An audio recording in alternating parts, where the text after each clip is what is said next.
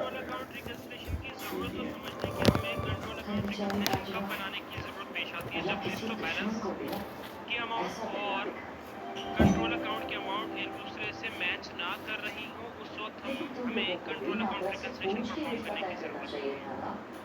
अब अगली चीज़ क्या है, next step, how to perform this control account reconciliation. हम ये कंट्रोल अकाउंट रिकंसिलिएशन कैसे परफॉर्म करें। तो बच्चा ये तीन चीज़ें हमने याद रखनी है। जो तीन कॉलम्स हमारे सामने हैं, इनके मुताबिक अगर ये रूल है हमारा, इस रूल को हम अपने माइंड में बिठा लेंगे तो कंट्रोल अकाउंट रिकंसिलिएशन पूरी ज़िंदगी भर हमारे लिए बहुत आसान रहेगी। अब मैं पहले आपको ज़रा पिछले वाली स्लाइड से ज़रा एक बात बताता हूँ। देखो ये लिस्ट ऑफ बैलेंस का बैलेंस है दिस वन, और ये कंट्रोल अकाउंट का बैलेंस है दिस वन। ये दोनों एक दूसरे से मुख्तलिफ है, जब भी तो हम रिकंसिलिएशन की बातें कर रहे हैं। अगर ये दोनों एक दूसरे से मुख्तलिफ है तो मुख्तलिफ होने के रीज़न होंगे। कुछ ऐसी गलतियां होंगी कि जो दोनों में जिनकी एडजस्टमेंट ज़रूरी है। कुछ ऐसी अमाउंट है जो यहाँ पे एडजस्ट होगी, कुछ यहाँ पे एडजस्ट होगी। फिर कभी ऐसा होगा कि हमें कुछ अमाउंट को सिर्फ लिस्ट ऑफ बैलेंस में एडजस्ट करना पड़ेगा, यहाँ पे ज़रूरत नहीं होगी।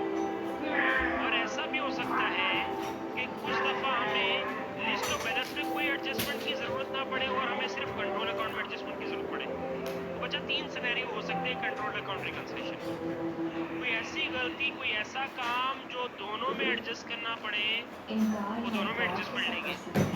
कुछ ऐसी गलतियां होती हैं, ऐसे एरर मिस्टेक्स होती हैं जो सिर्फ लिस्ट ऑफ बैलेंस में एडजस्ट होती हैं, कंट्रोल अकाउंट में नहीं होती।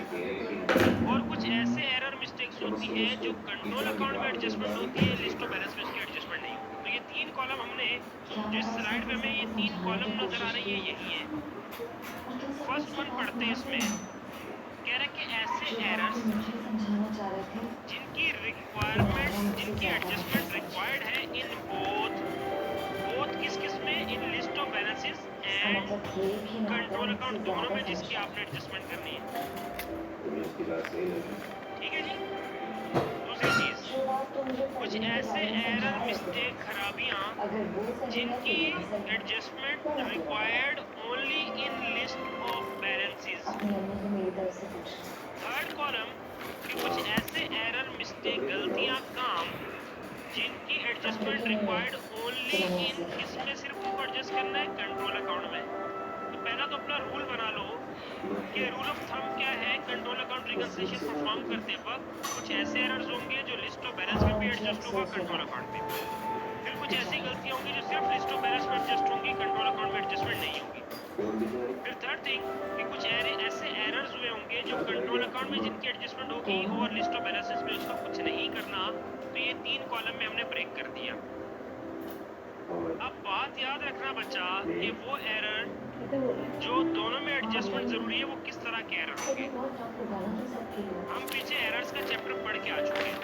तो बच्चा याद रखना, कोई आपने ऐसी गलती, ऐसी ओमिशन की हो ट्रांजैक्शन को रिकॉर्ड करते वक्त, डे बुक में आपने अगर किसी ट्रांजैक्शन को रिकॉर्ड ही नहीं किया, अगर डे बुक में आपने सिरे से ट्रांजैक्शन को रिकॉर्ड ही नहीं किया, यानी कि वो ट्रांजैक्शन ही आपकी बुक्स ऑफ अकाउंट से गायब है, तो ऐसे सिनेरियो में उसका इम्पैक्ट आपके अकाउंट्स में कहीं भी नहीं गया होगा। ना डबल एंट्री बनी होगी, ना डबल एंट्री से देख के टी अकाउंट बना होगा, ना कुछ और हुआ होगा।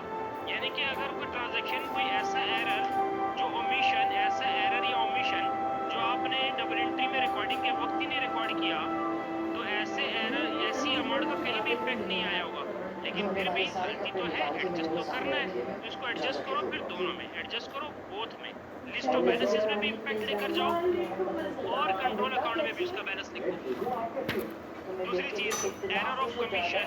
एरर ऑफ कमीशन क्या चीज है? कमीशन का एरर क्या होता है कि जब आप सेम हेड में टाइटल चेंज करते हो, फर्ज करो कस्टमर ए को कुछ बेचा और रिकॉर्ड कर दिया कस्टमर बी को। रिसीवेबल डेबिट करना चाहिए था कस्टमर ए का, रिसीवेबल डेबिट कर दिया कस्टमर बी का। तो that is an error of commission कि एसिड ही रहा, बड़ा रिसीवेबल ही, लेकिन कस्टमर ए का रिसीवेबल बढ़ाने की बजाय कस्टमर बी का रिसीवेबल बढ़ा दिया। तो सेम हेड ऑफ अकाउंटिंग के अंदर अगर टाइटल चेंज हो जाए तो ऐसा एरर होता है, एरर ऑफ कमीशन। आपने एरर ऑफ कमीशन कर दिया, तो आपने अगर एंट्री में ही ए की जगह बी रिकॉर्ड कर दिया दिया तो एंट्री भी बी के नाम की बन गई, टी अकाउंट भी बी के नाम का बन गया, फिर लिस्ट ऑफ बैलेंसेस में बी का नाम आ गया और कंट्रोल अकाउंट में भी बी का नाम आ गया। तो ऐसे एरर की एडजस्टमेंट हमें दोनों में करनी पड़ेगी। अब अगली चीज सुने कि देखो एरर ऑफ ओमिशन में तो हमारे अकाउंट में नहीं गई ना वो चीज़, हमने बुक्स ऑफ अकाउंट्स में रिकॉर्ड ही नहीं किया, ना हमने डे बुक में रिकॉर्ड किया, ना हमने एंट्री पास की, ना टी अकाउंट बना, कुछ भी नहीं बना। तो ऐसी गलती, ऐसी ओमिशन जो जिसका इम्पैक्ट ही कहीं ना अकाउंट्स में गया हो, तो उसकी करेक्शन के लिए उसको दोनों जगह एडजस्ट करना पड़ता है। नोट में देखो क्या लिखा है कि जो ऐसे एरर्स होते हैं वो रिकंसिलिएशन को अफेक्ट नहीं करते, यानी कि इनके ना होने की वजह से आपका बैलेंस डिफरेंट नहीं होता। क्योंकि एक चीज जो यहाँ भी रिकॉर्ड नहीं है, जो यहाँ भी रिकॉर्ड नहीं है, तो बैलेंस तो अगर फर्ज करो कोई और गलती नहीं है, सिर्फ ओमिशन की गलती है, तो ओमिशन की गलती की वजह से हमारी रिकंसिलिएशन में कोई फर्क नहीं पड़ रहा होगा, ये बैलेंस इसके बराबर आ रहा होगा। मैं रिपीट कर रहा हूँ, अगर आपने एक ट्रांजैक्शन को सिरे से रिकॉर्ड नहीं किया तो ना तो वो लिस्ट ऑफ बैलेंस में नजर आएगा, ना वो आपके कंट्रोल अकाउंट में नजर आएगा। थोड़ी देर के लिए सोचो, एज्यूम कर लो कि कोई एरर नहीं है, लेकिन आपने ओमिशन की भी है, तो कंप्लीट ओमिशन की वजह से आपकी रिकंसिलिएशन पे कोई फर्क नहीं आ रहा होता, बैलेंस इक्वल आ रहे होते हैं, लेकिन गलती मौजूद होती है। तो ऐसी गलती की करेक्शन के लिए हम उसकी एडजस्टमेंट करते हैं दोनों में, लिस्ट ऑफ बैलेंसेस में भी डाल देते हैं उसको और कंट्रोल अकाउंट में भी इसको रिपोर्ट करते हैं। तो हमने यहाँ पे लिखा नोट में कि these types of errors do not affect control account reconciliation, so इनकी जब रिक्वायर्ड एडजस्टमेंट की जाती है वो दोनों में की जाती है, लिस्ट ऑफ बैलेंसेस में भी और कंट्रोल अकाउंट में भी। अगली बात करते हैं, नाउ सेकंड कॉलम में लिखा है कि कुछ ऐसे एरर्स जिनकी एडजस्टमेंट सिर्फ किसमें जरूरी होती है, only in list of balances. अब लिस्ट ऑफ बैलेंसेस समझना क्या मतलब, आपने कस्टमर की, अब मैं चलो सप्लायर की एग्जांपल ले लेता हूं। सप्लायर ए से हमने कुछ खरीदा, तो हमने सप्लायर ए की मुझे लायबिलिटी को क्रेडिट करना चाहिए 500 रुपए से, लेकिन मैंने सप्लायर ए की लायबिलिटी को क्रेडिट कर दिया 5000 रुपए से, और ये एरर मैंने कहाँ पे किया, लिस्ट ऑफ बैलेंस में। तो अगर मैं लिस्ट ऑफ बैलेंस में उस इंडिविजुअल सप्लायर के अकाउंट में, मैंने कंट्रोल अकाउंट की बात नहीं कर रहा, उसके इंडिविजुअल बैलेंस में अगर मैंने कोई गलती की, तो उस गलती का सुधार भी मैं इंडिविजुअल बैलेंस में करूंगा। तो जब सप्लायर का इंडिविजुअल बैलेंस होता है उसको नाम दिया जाता है लिस्ट ऑफ बैलेंस। मैंने कहा अगर हमने कभी रॉन्ग अमाउंट रिकॉर्ड कर दी पर्सनल अकाउंट में, जो मैं इंडिविजुअल अकाउंट कह रहा हूँ that is a personal account, या हमने उसकी लायबिलिटी को 5000 से क्रेडिट करना चाहिए था, हमने मिस्टर ए की लायबिलिटी को 5000 से डेबिट कर दिया, यानी कि गलत साइड पे रिकॉर्ड कर दिया, लेकिन कहाँ पे गलती की, पर्सनल अकाउंट में। या हमने उसके अमाउंट को रिकॉर्ड ही नहीं किया, कहाँ पे रिकॉर्ड नहीं किया, पर्सनल अकाउंट में। तो बच्चा याद रखना, यहाँ भी पर्सनल अकाउंट आ रहा है, यहाँ भी पर्सनल अकाउंट आ रहा है, यहाँ भी पर्सनल अकाउंट आ रहा है। तो बेशक आप गलत अमाउंट रिकॉर्ड करो, गलत साइड पे रिकॉर्ड करो, या रिकॉर्ड ही ना करो पर्सनल अकाउंट में, तो पर्सनल अकाउंट में अगर कोई गलती होगी तो सुधार के लिए, उसकी करेक्शन के लिए एडजस्टमेंट की जाएगी लिस्ट ऑफ बैलेंसेस में। तो यहाँ भी एक नोट हमारे पास है, इस नोट में देखो क्या लिखा है कि these errors are made in personal account and do affect reconciliation. कि हमने पर्सनल अकाउंट यानी कि लिस्ट ऑफ बैलेंस में उसको गलत किया, कंट्रोल अकाउंट यानी कि टी अकाउंट में बिल्कुल सही रिकॉर्ड हुआ है, लेकिन यहाँ पे अगर हमने उसकी कोई पर्सनल अकाउंट बैलेंस में कोई गलती कर दी, तो ऐसे एरर की करेक्शन के लिए हम लिस्ट ऑफ बैलेंसेस में उसको एडजस्ट करेंगे। तो लास्ट में लिखा है so required adjustment only in the list of balances. Now let's talk about the third column के एरर्स जिनकी required adjustment only in control account. अब जरा थोड़ी देर के लिए सोचो कि हमने इंडिविजुअल कस्टमर या सप्लायर के, या मैं ऐसे बोल सकता हूँ इंडिविजुअल की जगह मैं पर्सनल अकाउंट ऑफ सप्लायर या कस्टमर भी कह सकता हूँ, इंडिविजुअल अकाउंट ऑफ सप्लायर और इंडिविजुअल अकाउंट ऑफ कस्टमर, या मैं इसको पर्सनल अकाउंट ऑफ सप्लायर या पर्सनल अकाउंट ऑफ कस्टमर, ये दोनों टर्म्स यूज कर सकता हूँ। सही है, इंडिविजुअल की जगह पर्सनल का वर्ड भी यूज हो सकता है।